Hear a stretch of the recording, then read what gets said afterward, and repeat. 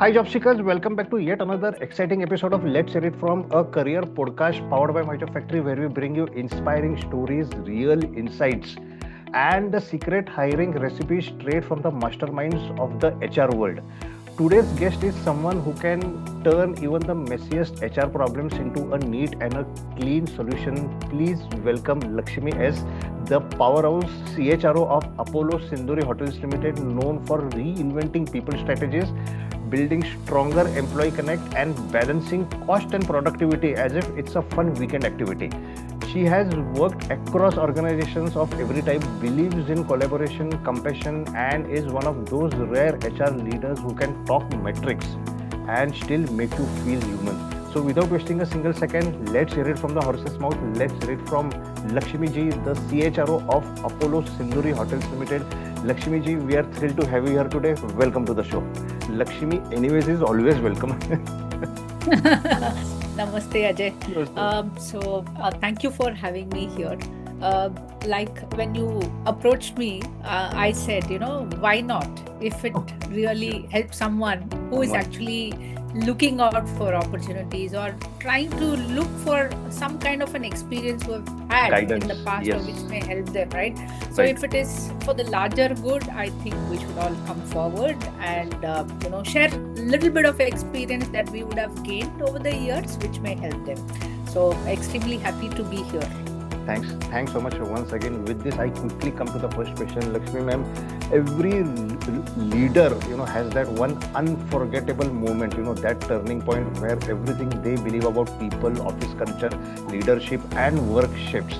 So, what was that moment in your HR journey, the one that shaped you, the leader you are today?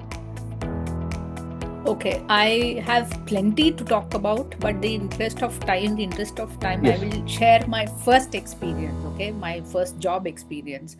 So 2007 is when I passed out my MBA from Bangalore. So I'm born and brought up in Bangalore. Currently, I'm in Chennai. That's a different story. So what happened there? I was always a bright student and Oh, always the topper in the class. So then you come with this mindset to office that you know everything, you know the concepts, but then you come in, the concepts are different, the practicals the are practical, different, yes. right? So yeah, but I've always been a very optimistic person right from the very beginning, so probably that has helped me. So when I started my career initially, it was a replacement role. So it was someone who was senior in the organization got a better role elevation, and then I was supposed to take over the role. But good or bad for me, I did not have a role transition, which means I know what a salary is, I know what a CTC is, but I really don't know how to make that structure, right? So it was a really difficult because I had a will, I had a skill, but there was nobody to actually help me out in terms of how do I really bring this to This, life, right? this So calculation, yes. yes, I was just not the calculation. I knew what is a joining, I knew what is recruitment, I knew what is selection, but when it came to practicality, Practical. I didn't know how to organize myself, Structure, right? It okay. was too much because it was my first job. Then one day I broke down, and those days, you did not have laptop, you did not have this Right. technology actually to teach you what everything is today. Today everything is click of a button, chat GPT, you go, everything is there. Everything But is then you there. had to struggle those days. So one day I broke down. I went to my boss. It was a 5,000 square feet office. She was sitting in one corner. I was sitting in the other corner. I said, Sunita, it's not happening. I think, I'm not the person for this role. I have the will, skill, but, somehow think I'm not able to put this, and put myself here. Then she said, she just said, calm down. She told me 3-4 things, one statement, 3-4 powerful words which lead me even today. Okay, she said, you're strong, you're Wow. beautiful, okay, you are somebody who can do anything, so don't be worried. Okay. Wow. So these were those four words which guide me even today. When she said strong, beautiful, it did not mean from the appearance point of view, right? It only meant that as a person, you know what is to be done. Don't just be overloaded or pressurized. Just come out of that situation you're in and be an open-minded person. I don't know something. And she also told me one more thing. Don't expect me to come and teach you. You will do it, but I will sit with you till the time you go out from the office. Okay, maybe 8:30 in the night. I used to stay 2 hours away from my house. So she said, till the time you, and I used to take public transport. Then she said, till the time you complete the work for that particular day, I am going to sit with you. And I'm going to give you all the necessary moral support. So that's the time I really understood how important empathy is, how important it is to be simple. She did not give me any gyan, she did not judge me. All she gave me was, help me realize my inner potential. Second, she gave me that moral support. So that I think, was the guiding factor for me. Because then I knew, okay, my manager is giving me this support. Probably when I lead a team tomorrow, I need to be compassionate.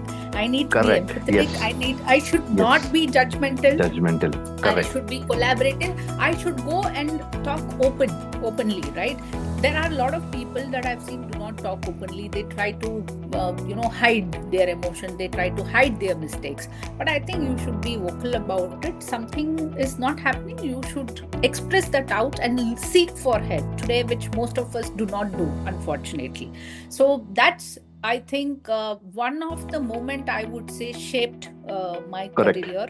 And till date, and she never ever gave up on her team. Even if somebody asked her who is the person, she would say that I'm the one who did it. You want to catch hold of someone, it's me.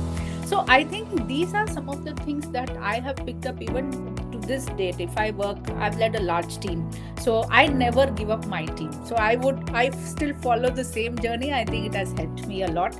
So I think this has shaped my journey really. Such an amazing, inspiring example you have shared, and definitely your boss was not just a boss, he was a mentor also. With this, I quickly come to the next question, which is on recruitment. My favorite question, Lakshmi ma'am, in this current era, where you see a lot of resumes overflowing with skill sets, fancy designation, ChatGPT powered CVs. There are always those rare, unforgettable candidates who stand out, instantly, beyond those technical checkboxes. What are those qualities and behaviors makes you sit up and say, yes, this is someone special. I want this guy in my team. Okay. So I've met a lot of candidates, of course, that's part of my role, right from junior, mid, senior, leadership, everywhere. I think every candidate you meet, you get an experience. That's how I look at it, right? So today, when we are actually evaluating candidates, we see something beyond their skill set, okay? Now, what is that we actually look for them is probably interpersonal skills that I feel is really important. The ability to collaborate well with the team. Because, there are different structures in the organization. Some could be lean, some could be complex, some could be very difficult for the person to understand when he or she comes in, right? But if you have great interpersonal skills, the ability to deal with different kinds of people, I think that will make it more easy for them to navigate when they come in. Yeah, that is one. Secondly, I think the sense of ownership, I would say, because a lot of candidates today, when they come in, they're really not clear what they want to do, what they want to achieve.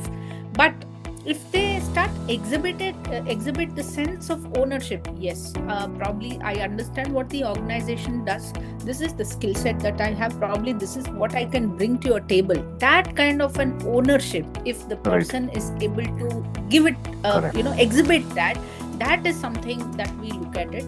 and of course the right attitude and open mindset. I think one must be very flexible today. Correct. And not just be limited to saying that this is my scope, this is what I want to do. Take my example, my title might be a CHRO, but there are days where I've even done the role of an executive. If you Correct. are not doing that, and you got to be, and it could be transactional routine jobs that you may like, you may dislike, but when you are sitting on the table, you cannot just say, look, I'm a CHRO, I will Right. not go grounded. Right. I will only do this strategic role. It doesn't work that way. It doesn't, right? Absolutely. So I still remember when I was heading HR for one of the platforms, I still went, spoke to the employees. I explained to them on the structure of their pay slips.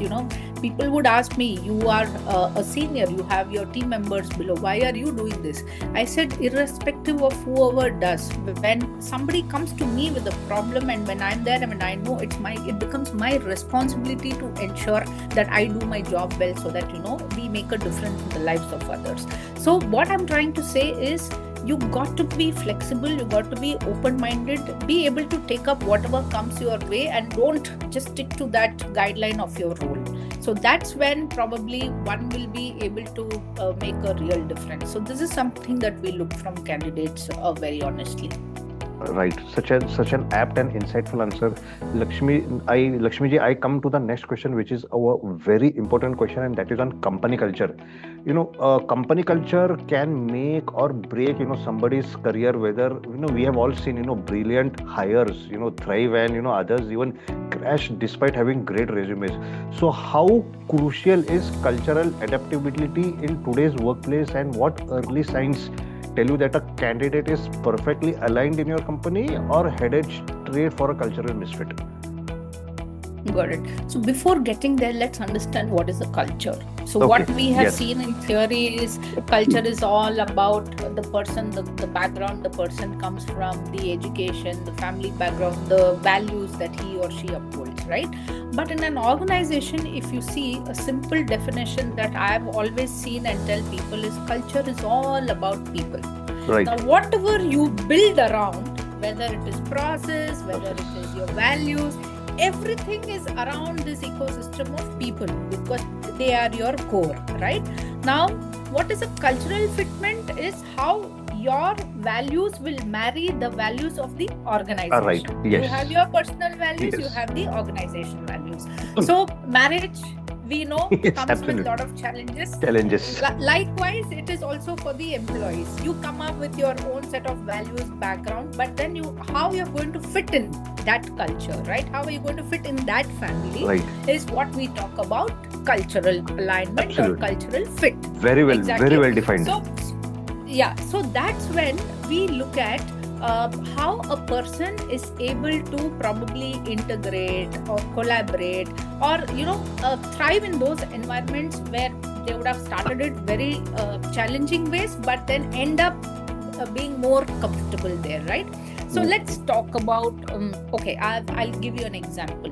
So there are organizations which are having very lean structures. There are organizations within the same organization, there are multiple complex structure. Let's say a lean structure will have a single CEO, then there is a person below to head the operations, then there are support functions and the teams below. And with multiple complex structure, let's say at the same level there are multiple leaders, and this person is supposed to now work with all the 4 leaders, and all 5 or 4 do not think the same way, right? But you still got to ensure that you are playing right, you are not being political, you are also ensuring that you work in the interest of organization and not your personal interest. You got to Right. keep your egos, emotions aside and still stay balanced, right? Right. So that's where the fitment comes into. A lot of people today struggle because they try either play safe, or they don't have the guts to say no, or they don't have great interpersonal skills where they will be able to work with everybody in the same way, right? Now, what is really important here is to be clear on what you want to do. How there can just be blunt and say no, or it can also be that you put it in a very assertive manner and still say why you're not okay with it, right? So there were times where I used to sit with the leaders and disagree on something. So they always there were ways when we disagreed. It was never like it was a no and we had a heated discussion. So it was always like, okay, what would be the pros, what would be the cons? But for that, you got to sit together, talk across the table. You may agree, disagree on many things, but when you walk out of the room, you both must be alike, right? Correct. So you got to be a strong negotiator there. Now, if you have to be a strong negotiator, you got to have great interpersonal skills. You got to be clear on what you want to bring to the table. So that's where I think that's very, very important. One. Second is you got to play the right mix of when to be an individual player and when to be a team player. Now, I will tell you a moment in my team. So the way I have worked with my team is that while they have their fixed roles and responsibilities, I have always told them that you will do something which is beyond your role, because one is learning, one is business continuity. Let's say one person is not there, the other person comes over, takes up the roles, and still the work happens, right? We don't feel the absence. Now, to do that, it is not easy because everybody comes with different strengths in the team. Some would be really good as a team player, some would be great as an individual player. So I made a mistake. I'll say how I overcame that. When I put the expectations with my team for a common project, I said everybody will work together as a team. But then one person in the team came and told me, please don't make me work with the team because it's difficult for me to work along with the team. You give me a chance to be an individual contributor. I will, probably achieve more.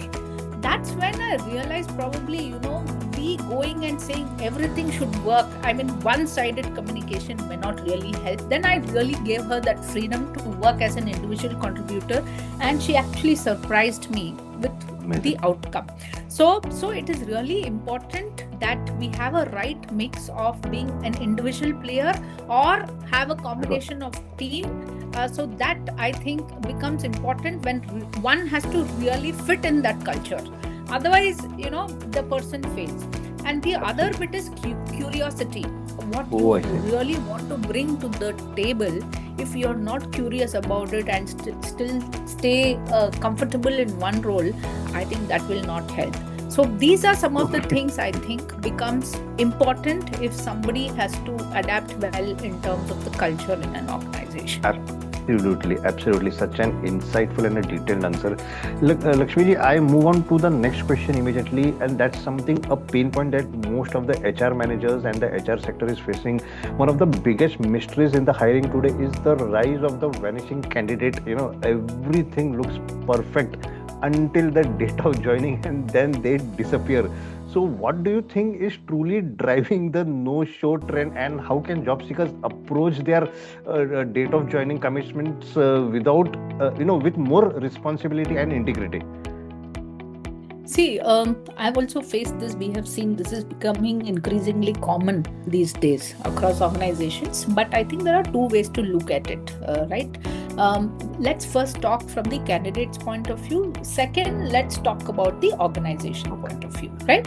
Now, when you look at from the candidate's point of view, what we see is they're not very clear in terms of what they want to achieve. Either they're not clear if they are looking for instant gratification, or they are not clear what they really want to do in this role, or they are not clear what kind of organization that they are going to join. Sometimes it could also be that they start discussing about it with the peers or with their friends, and somebody would say something that will sit in their mind. So we are really not sure on what is actually driving them, right? Now, that is one way to look at it. But then, madam, way to, madam, sorry to cut you, but then this is, they are thinking they don't know. But then after accepting the job offer, and then, everything is, okay, you are expecting the candidate to join, and then, this disappearing act happens. So, Okay, now let's say you go to, you like something, right? Let's say you like a pastry. Now you go to different restaurants who will offer the same pastry. Now, when you go to the first restaurant, you look at it, it feels very attractive. You feel that you should grab that, you should eat it.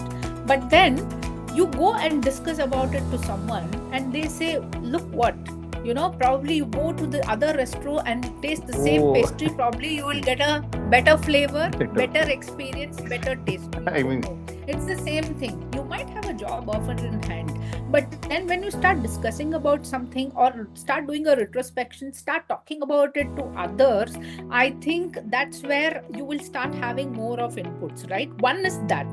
The second is also, like I said, you're not clear of what you want, whether it is the money that is driving you, whether it is the job that is driving you. Are you in a state of stress? Sometimes, I have seen candidates who come and say that, I've completed my BE, but I'm not finding a job. Right now, I just want to do something that will keep me occupied. I will gain probably 1 or 2 years of experience and then I will move on. But are you, my question to the candidates that moment would be, are you really sure you want to take up this? Are you in a state of stress, or are you really wanting to do something, stay open-minded, learn something, and then probably go and look for better opportunities? I think these are some of the things I feel that is probably the job seekers are not very clear about what it is, right? Now, the other thing that we have seen today increasingly is they come here and they take offers from us. They use that for a counter offer for negotiation with their present company, their current organization. Now, while they may win on that side, what they really do not understand is that if the organization or if the team understands the capability of the person, they will not wait for the person to leave and then give them a hike. If that is the case, great organizations look for retention mechanisms even before the employee leaves, or they would have some strategies in place even to retain the employee. So they don't look at the flip side, right? They look at it just to take a counter offer. This is something that I have seen increasingly these days, because I recently had an experience where one of the candidates showed a lot of interest, came, took the offer, and then she started responding to our calls after we rolled out the offer, because she was the one who said, I'm really looking for a change. Now, I told my team member, I'm sure there is something, just stay calm. And because he was a little worried, he said, I've put in a lot of effort and she was a great fit, and then she's not now coming and joining us. I said, it's okay, doesn't matter, I'm sure there will be some reason. Then she actually came and said that, I want to be very honest with you. My organization, I asked them X% of increase, but they did not give me. But then I had this opportunity. It was a same equivalent role that I had. Now I have to compare this with the industry benchmark. I have to compare with the role benchmark. I have to compare. That's when I took your offer and negotiated. I'm very sorry for this experience, is what she said. So that's when we realized that, this is also something that the candidates are doing today. So like I said, it's really, they're not very clear in terms of what is really going to guide them or what they really want to bring on the table. So that could be one of the other reasons. But what I've personally believed, which has helped me personally, is that if your decision is done, if you are very clear, nobody else can influence you in your decision, right? Because your mind is done. Okay, now, irrespective of however the organization is, irrespective of however the role is, irrespective of however the culture is, people can tell me 100 things, but as long as I go and experience it myself, how would I know what the reality is? And everybody talks because of their experience. Could be pleasant, could be unpleasant. We don't know what the reality is, right? So it becomes extremely important that you are clear. Initially, you may not be clear, but give it a chance.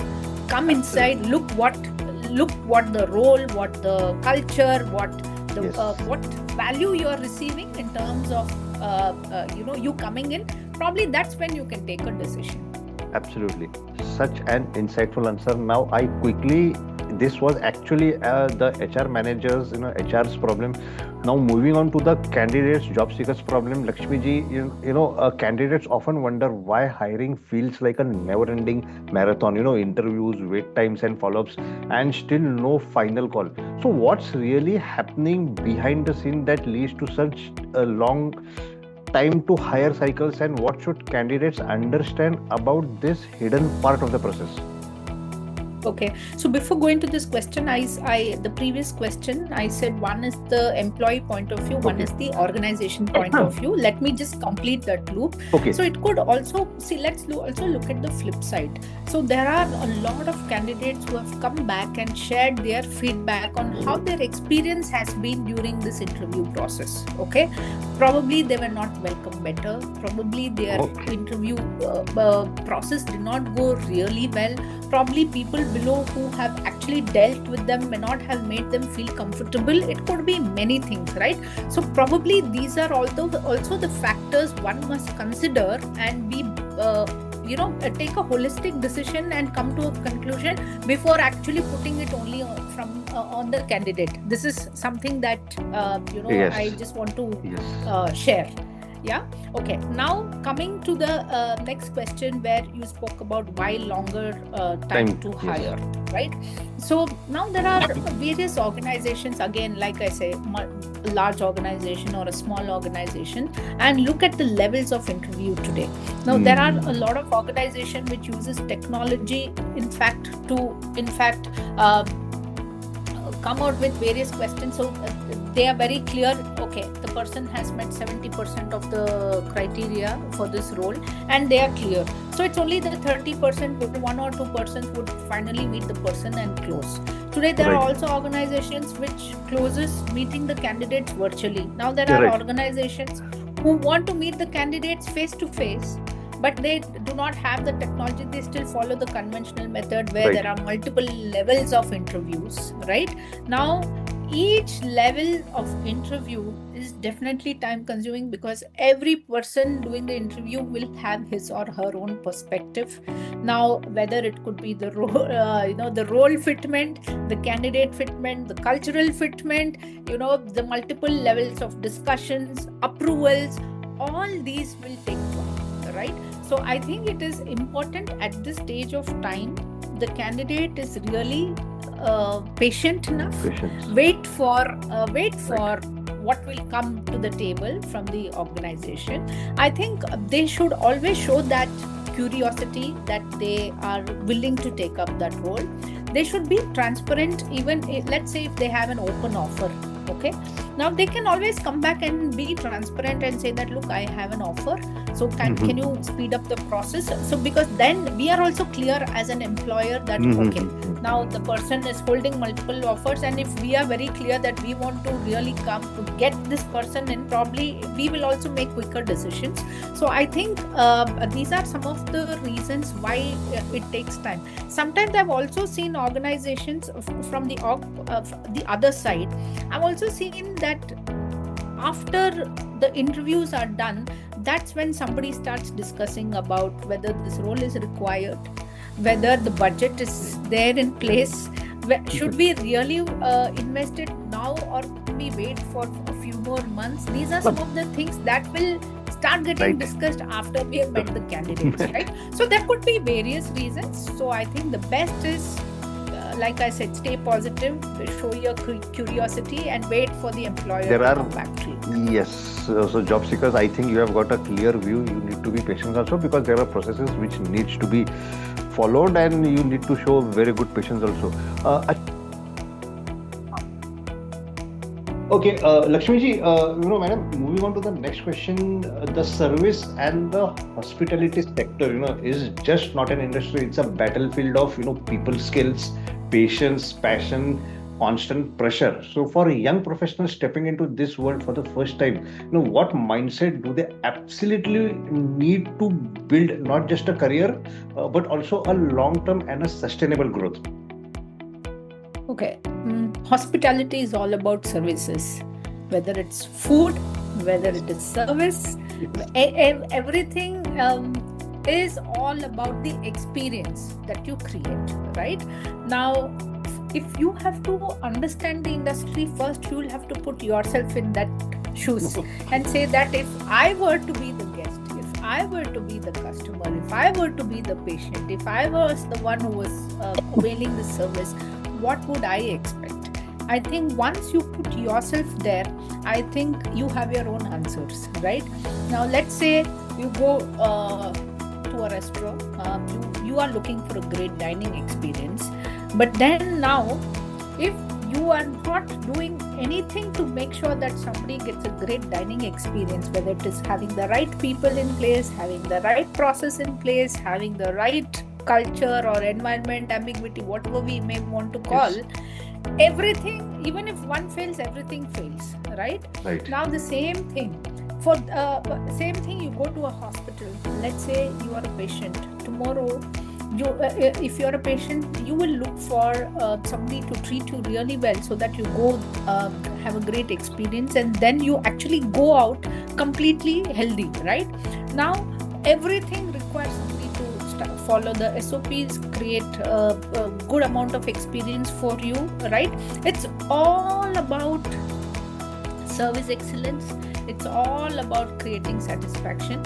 It's all about first you understanding with empathy what you want. So if you put yourself there, I think you have answers to your questions there. So I would say, if people, young professionals coming to a hospitality industry, what mindset if he or she wants to have, I would say definitely empathy. Emotional quotient, because if you do not have emotion with people, then you will not be able to connect to what they say. Then you will have to also have the openness to receive feedback, because if you take it personally, you're gone. You got to be a real professional to take the feedback positively and take it and improvise.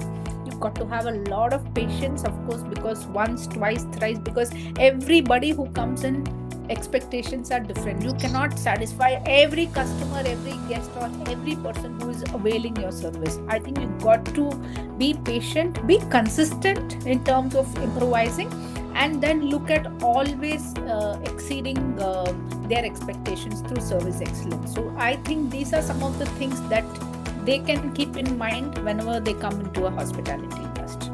I mean, if the service team is listening to this, then definitely we have got an amazing piece of advice and such a complex question and answered in such a simple way, Lakshmi ji. Moving on to the next question, madam. Workplace, coming back to, again, job seekers hiring, workplace is transforming fast now. We started our careers, pre-internet era, but now everything is transforming fast. Dashboards, scorecards, data-driven, everything. In this era where, digitization is rewriting the rules of performance, how can candidates truly prepare themselves to not just keep up but stay ahead in the future workplace? Yeah. See, first and foremost, what is a scorecard? What is a digital scorecard? Let's talk about it. It's the application of technology to represent the data, right? Now, there are a lot of applications, options available, right? So this morning I was in fact talking to one of my employees. I was telling her, look, the kind of creativity you have versus the outcome that is coming are two different things. I don't see your creativity coming out in the form of an outcome, because I see technology is driving your creativity. You are not driving your creativity, right? So that's why I think it's important we know the right use of technology. If you have a lot of data points, you have a lot of things to showcase, but if you don't use the right technology, it's not going to help. So one, I would say, choose the right applications. The second, I would say, go on the data, go by the data. Don't just go for a fancy dashboard. In one of my posts in LinkedIn, that is something that I picked up when I did my CHRO course through IIM Lucknow. One of the professor actually said, the ability to hear noise is the key to the data, which means you have all the ground inputs, that becomes your data. Go by the factual information. Don't go by fancy scorecards, dashboards, right? It's not about what people want to say. It's about what you want to create, what you want to showcase, right? So I think it's extremely important. One is you look at measurable outcomes through the right data, then always have this ability to learn and be agile.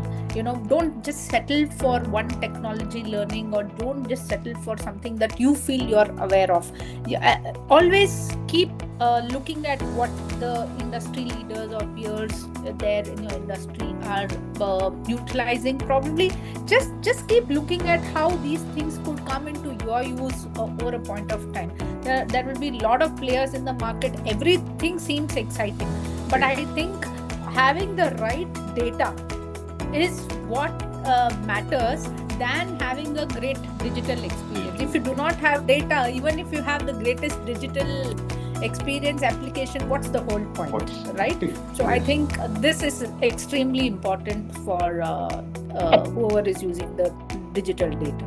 Yes, such an amazing answer. I quickly move on to the next question. My next question is very specific, and in the current recruitment era, recruitment is rapidly shifting into an AI-driven era. One emerging challenge that is ensuring that is hiring losing its human soul. But then again, from your perspective as a senior HR leader, how can organizations use digital storytelling through employer branding, company culture, narratives, and authentic employee voices to create an emotional resonance with candidates, to make to influence their decision making abilities?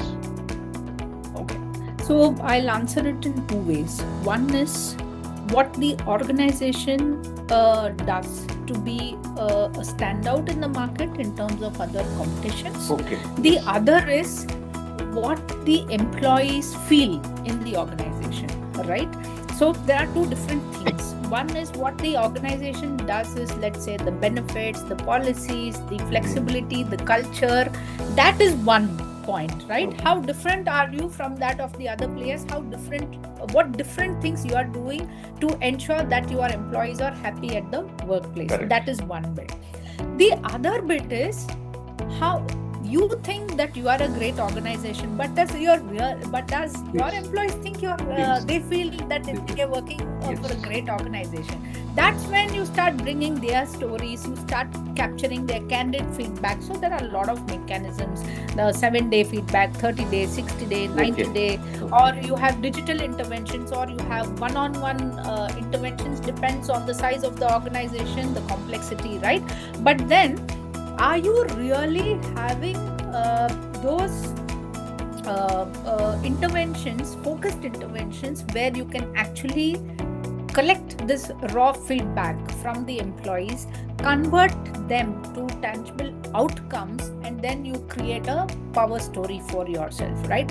That experience itself becomes powerful. You don't have to make it make it look like a great storytelling. I think be candid, allow the employees to talk about their experience, good, bad, ugly. I think you should have the ability to receive the feedback positively, look at how you can change for the betterment of organization, for the betterment of people.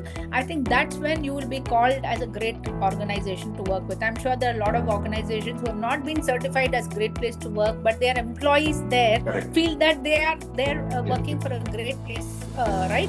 Because the experience again, right? If I am not empowered in my job, however creative, however great I could be, if I am not empowered, I will not bring anything to the table, right? Or if my feedback suggestions are not valued, I will not bring anything to the table. And if I'm not recognized for the work, I will not bring anything to the table. So there are different motivation factors. Money is not everything. I think with the right play, right, and allowing people to be themselves, I think is where you can be a big differentiator.